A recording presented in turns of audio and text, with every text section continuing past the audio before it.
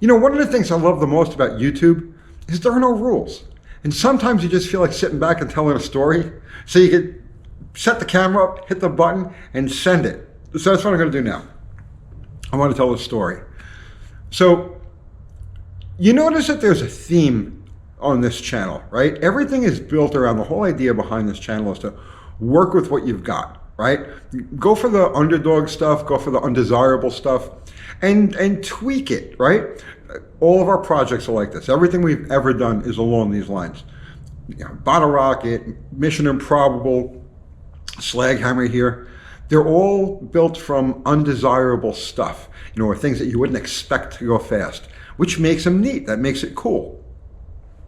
Well, to most people, right? To some people are just, you know, they're mechanical snobs, and it's like, no, I don't want to know that. It doesn't have two doors, right? You know what I'm saying? It's like bad noise. So, at any rate, it's been an ongoing theme in my life. It's been everything that I've done in the world of cars has pretty much followed the same template. And I could trace it back to my grandmother and ping pong. All right, so I'll get to that in a minute, right? How do you go from grandmas and ping pong to drag racing and hot rods? Well, it's a straight line, right? So the other day we shot an update on Bottle Rocket, and after we were done shooting it, we edited it, and posted it. I was flipping through my phone, scrolling on Facebook, and a picture comes up, right? And it's a picture of me from like 1984, 1985. I don't know what year it was, but someplace in that range.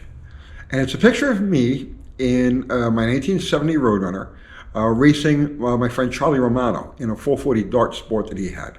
And this was a picture from Cars Illustrated magazine. And it was ironic because we had just finished the feature, or you know, the video on Bottle Rocket, and this car that I was in was one of its ancestors, like a direct ancestor. It was Project 1299 for 1299. It's actually directly related to Mission Improbable too. But at any rate, there's this picture, and I'm like, oh man, it's like something's just never changed, right?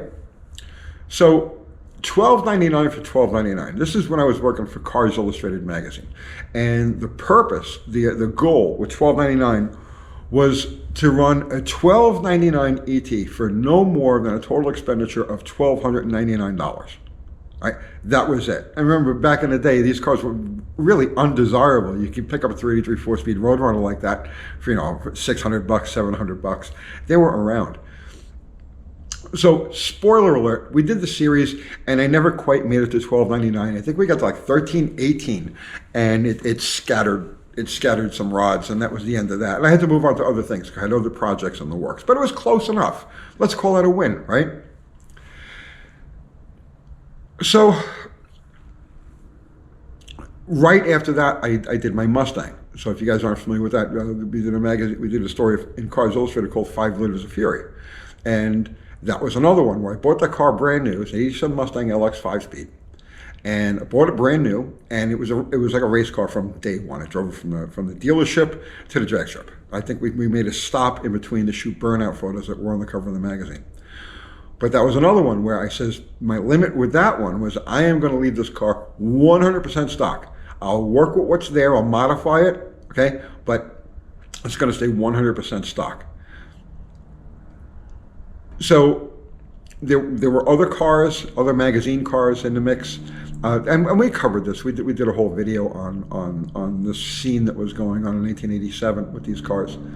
But I ended up going 1343 at 101 miles an hour with a completely stock car.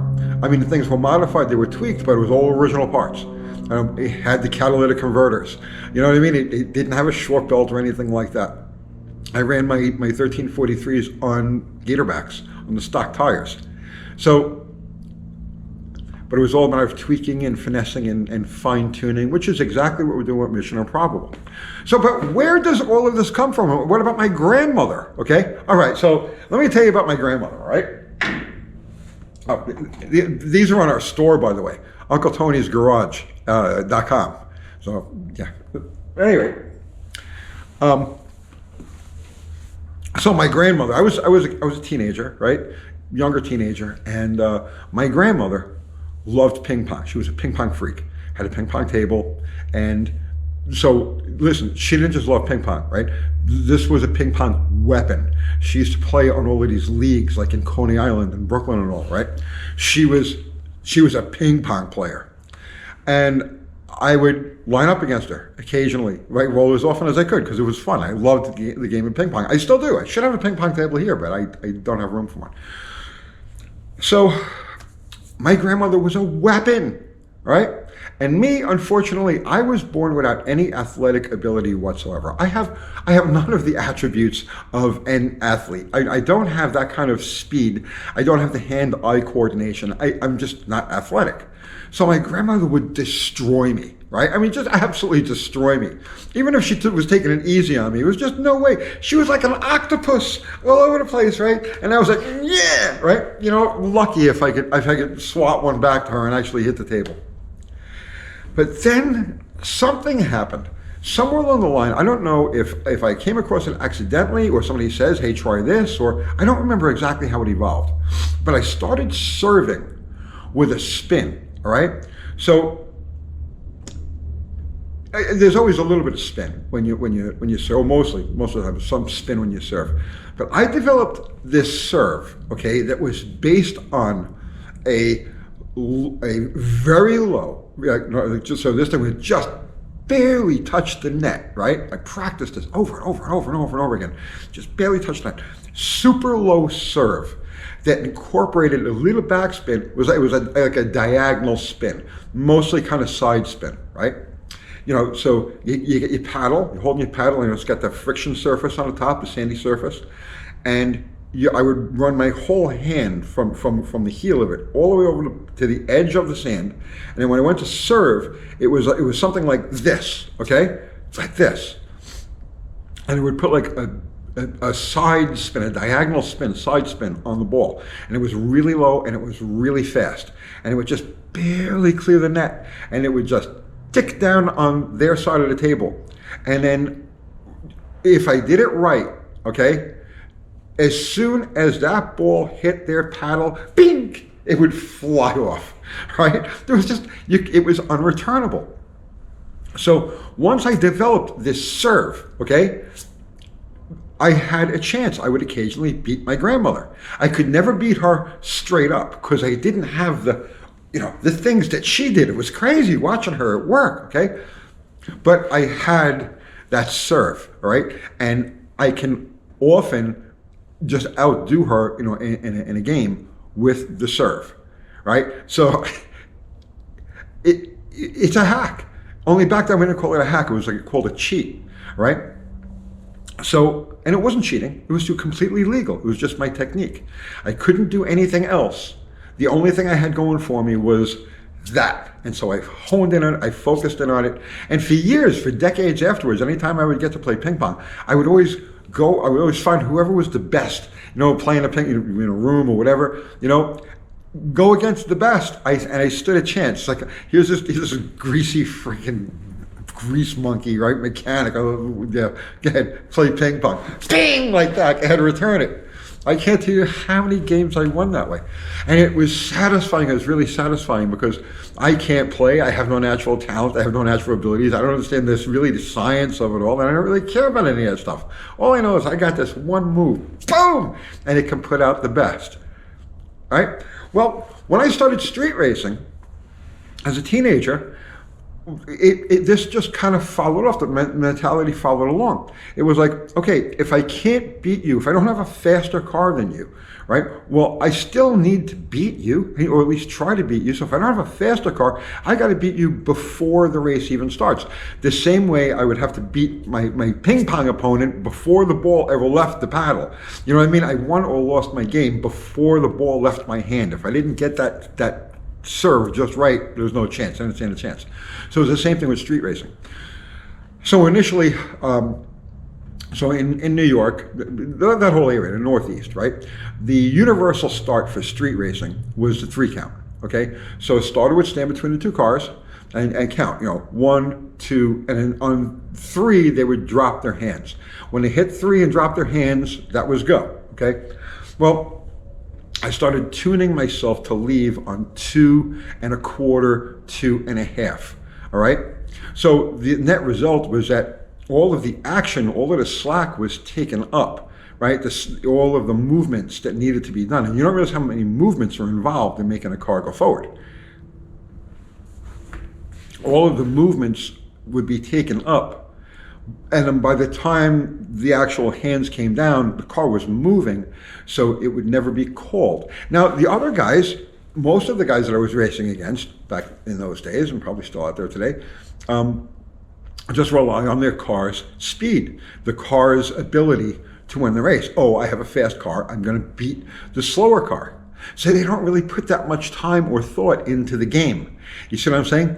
But I knew the game was where the secret was. That's where you could win or lose.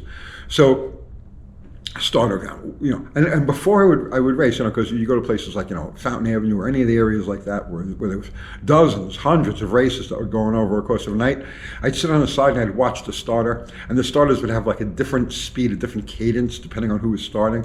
There was one guy, Lee, right? I'll never forget, Lee was the main starter of Fountain Avenue and a couple other places, and Lee was my starter because I had his thing down to a science, right? I knew exactly, right? And Lee knew that, right? So, but at any rate, 1, 2, and then right here, okay, is when it all has to go to work. Because, all right, your eye has to see this. Your brain has to signal, recognize the signal. Then your brain has to decide to send the impulses through your body all the way down to your foot. Then your foot muscle has to move. And then the foot muscle movement pushes the gas pedal. And then the gas pedal pulls on the cable. And the cable opens the throttle. And the vacuum pulls the fuel in. And the fuel has to get to the cylinders. And the cylinders have to light it. And then the torque has to lift up on the motor. And it has to take out the slack in the transmission, the drive shaft, the rear end, all of that to get to the tires. And then the tires have to begin their move forward. Well, all of that takes time. It all takes time. It doesn't happen instantaneously. It happens fast, but not instantaneously. So by leaving on, 1, 2, and I'm already in motion, okay, I'm in motion, and then 3, the car's in motion, I just got the brake of the tire and better off whoever was in the other lane. So I could race cars that were significantly faster than me and beat them before the car ever left the starting line. I looked to win my game before the car left the starting line. So along these lines, we used to race Fountain Avenue a lot, at least twice a week, like Tuesdays and Thursday nights. Sometimes we go there on Fridays or Sunday afternoons, but there were other places too. But Fountain Avenue was like just the go-to place because you have hundreds of cars show up and you race all night long until the sun came up when nobody bothered you. So the thing about Fountain Avenue is it had terrible traction. Terrible traction. Some nights were worse than others. And now, whoever builds their car to be non-responsive, all right? So automatically, you're building a hot rod, you're building a drag-oriented car, right? You make it as responsive and powerful off the line as possible. You want instant torque, instant grab, right? You want gear multiplication. You want to lay the power to the ground and have this thing dig off the starting line. Not on Fountain Avenue, you don't. Because all you're going to do is just slip and it goes nowhere. And then you've got to pedal it. You got to be a really good driver to modulate the throttle and feed it gas. Right? Oh, it's a job. Anything quicker than like a 1290 car on Fountain Avenue was just completely out of its element, right? Because the traction was never ever there, no matter what you did. It wasn't like a lot of spots today where people keep running good tires with glue over the same spot over and over and over again. Fountain Avenue was all like street tires, and it was all radial dust and stuff like that, plus the dirt that would come from the landfill. Terrible traction. So I had a Fountain Avenue car. My Fountain Avenue car was a 67 Coronet with a 383. It originally had 323 gears in it. I put 294s. I used to run these old Trek tires. They're called Tracker LTs, I think they were. I had them on the back of it. And I ran a big, huge, I forget which one it was, but it was the biggest like single plane manifold, big plenum with a big spacer. I could fit under the hood with a competition series thermoquad. And I had the thermoquad set to bog. So what I would do is I get to the spot early, make a couple of like test hits with it, and then tune the bog so that I could just flat punch the car and it would go, and just kind of like, just whiz off the starting line, and then the power would all come on at once. So 30 feet out, 40 feet out, okay? Once it was past the bog and past that gear ratio that killed it, it would just storm and go. So now I have this car, it's probably like a 1350 car or whatever, and I could run mid 12-second cars and destroy them because I had them on the starting line, I had them with the count, and then I had them with the fact that my car would just hook, and every tire revolution was actually moving the car forward. And I didn't have to think about pedaling. There was no luck involved. Just smash it and go. This is how I spent my childhood, okay? So then I started doing magazines. And once I started doing magazines, this mentality was like ingrained in me. You know what I mean? It was like, yeah, working with the least is so much more satisfying. Beating a ping pong opponent who's really good at the game because you got him before the ball even left your paddle, or racing a car that's like is way faster, way more capable than yours, but beating it because you knew the starter's cadence and you had the bog down pat. The most satisfying things in the world. So this was the mentality that was like ingrained in me in that time. So then we did projects like $12.99 for $12.99, my 5-liter Mustang, the 5 liters of Fury. And also, not just the performance aspect of it, but also the other parts of it. Like Hemis were always very expensive and exotic and desirable engines. Even when they weren't really, they still were worth much more than a common variety big block. Only rich guys had Hemis, right? No, we're not going to have that. We're not going to play that game, right? I'm a poor guy, but I am going to have a Hemi. It doesn't make any difference. So what I did was I did a magazine series called Hemi on a Shoestring. I don't remember if it was in it might have been a Muscle Car magazine or a High Performance Mopar. One of those two. I don't save any of this stuff. Kathy saved a few of my old magazines, but me myself, once I'm done, I'm done. Right? Goodbye. So I don't really remember what magazine this was in. But makes a long story short, it was called Hemi on a Shoestring. And what I did was, at the time, I was starting to be a helper on some of the local nitro cars. Jerry Caminito's car, Bobby Lagana's car. And what I would do is I would buy their either wore out or obsolete parts. Because at the time, the nitro guys were transitioning from like really street Hemis, iron heads and stock rockers and stuff like that, to the more exotic stuff. So to these guys, the 426 Hemi stuff was like worthless. It's like, get this out of my life. So I would buy things for just pennies on the dollar and repair them or just use them as they were. It doesn't make a difference. I was able to put together my first 426 Hemi for about $1,200. Complete run and motor. I mean, just turn the key, fire it up, and go. About $1,200. So, yeah, no, I'm not going to leave it to the rich guys to just spend the money and have the stuff. I want to have the stuff, and I don't want to spend the money. It's more the challenge of doing that. You see what I'm saying? It's the David versus Goliath thing, and I love being David. There's nothing more fun, there's nothing more satisfying, rewarding than being David. And that's why we do things the way we do. That's why everything we preach on this channel is do it yourself, work within your abilities, enjoy the journey and learn. Knowledge is everything, This is why we do what we do. This is why we build the cars the way we build them. It's like the guiding philosophy, and I've been at this now for literally my whole life, so it's not going to change. So in the future, whatever projects we do, we're still going to be based on that same ideal. Work with the minimums, make the most of it, put your head into it, put your effort into it, creativity, knowledge, willpower. I swear, I know, it's going to sound crazy, okay? But I've done this, okay? I've done this. You can will a car to go faster. I can't explain it. I honestly can't, right? But I know that it's true because I've done it. You can literally will a car to go faster. I don't know if it's so much of a supernatural thing, but I think there are like subconscious elements that meld with the machine in just certain ways that everything gels just right and the stuff will go faster than you ever thought it could possibly go. I know this because I've done this. One other trick.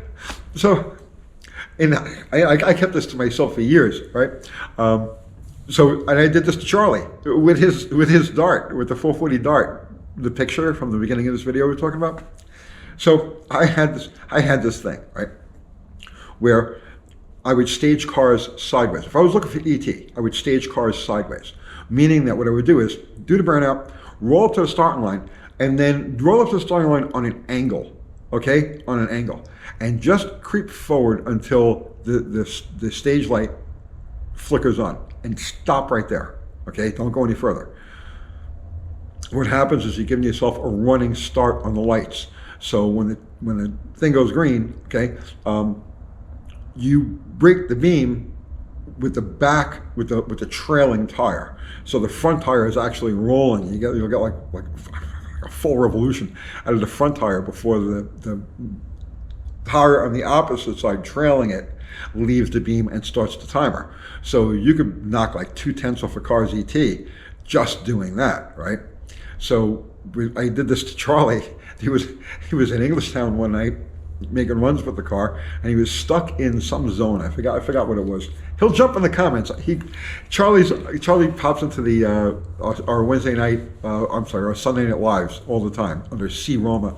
He'll remember the details of this, but he was making laps with the car, and he was like, there was a barrier that he couldn't get past. Whatever it was like a 1209 or something like that.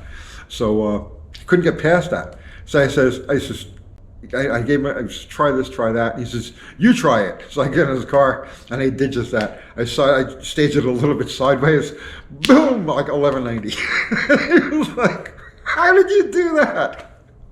You know, it's little things like that. To me, there's more of a kick doing stuff along those lines than like really anything else. Oh. Sorry, Charlie. I'll see you guys tomorrow.